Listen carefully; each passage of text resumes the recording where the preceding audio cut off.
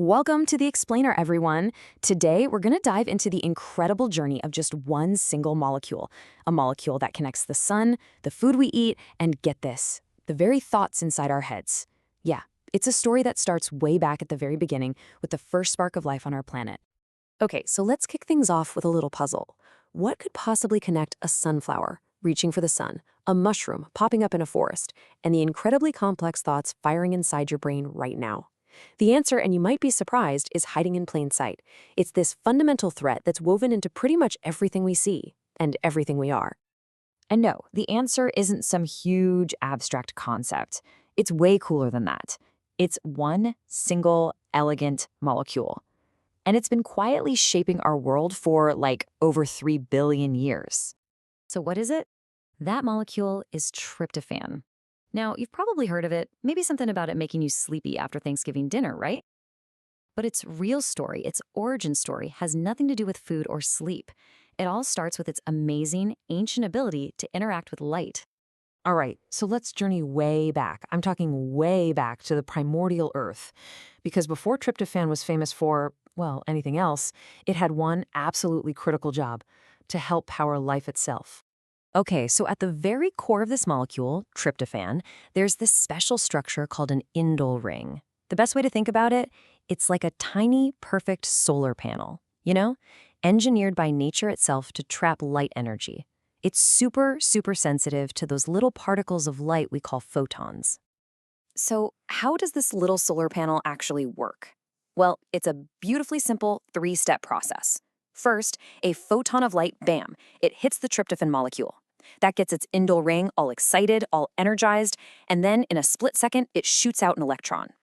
And you have to understand that one tiny event, that single electron getting kicked out, happening trillions and trillions of times all over the planet, that is the literal spark that kicks off photosynthesis.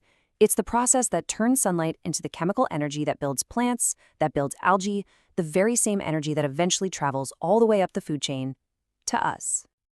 And this, right here, really puts the scale of tryptophan's role into perspective.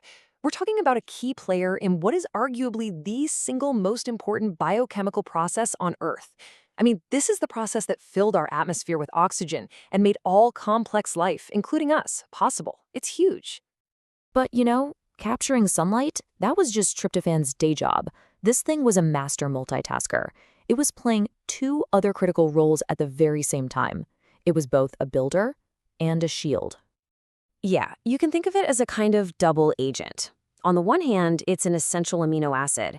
That means it's a fundamental building block for all the proteins that make up the machinery of life. But on the other hand, its amazing ability to absorb UV light meant it was also a natural sunscreen, protecting a cell's super fragile DNA from getting fried. And here's what's really wild. Despite its massive impact, tryptophan is actually the rarest of all the amino acids found in proteins. It only makes up about 1 to 2%. It just goes to show you, right? You don't have to be the most common player on the field to be the most valuable. Okay, but here's the catch. Harnessing the sun's incredible power, well, it comes with a price. The very same process that gave life also created a really dangerous side effect. And dealing with that danger led to tryptophan's next big evolutionary leap. It's a huge paradox when you think about it. The process that literally creates life is also toxic. It creates all these dangerous, unstable byproducts. So how on earth did early life solve what was basically an existential threat? Well, the danger comes from these things called reactive oxygen species, or ROS for short. The best way to picture them is like tiny, out-of-control chemical sparks just ricocheting around inside the cell, damaging everything they bump into. Proteins, the cell walls, you name it. And life's solution? Oh, it was just brilliant. It used tryptophan itself as the raw material to build a defense force.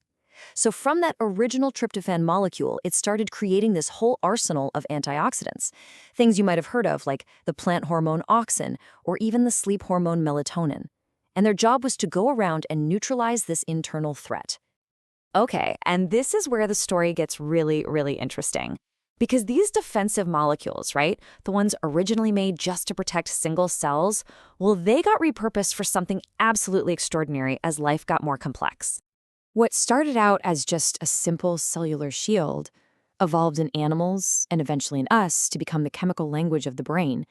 I mean, the exact same molecular toolkit was now being used to regulate sleep, to control our mood, and even to build the very foundations of our conscious experience.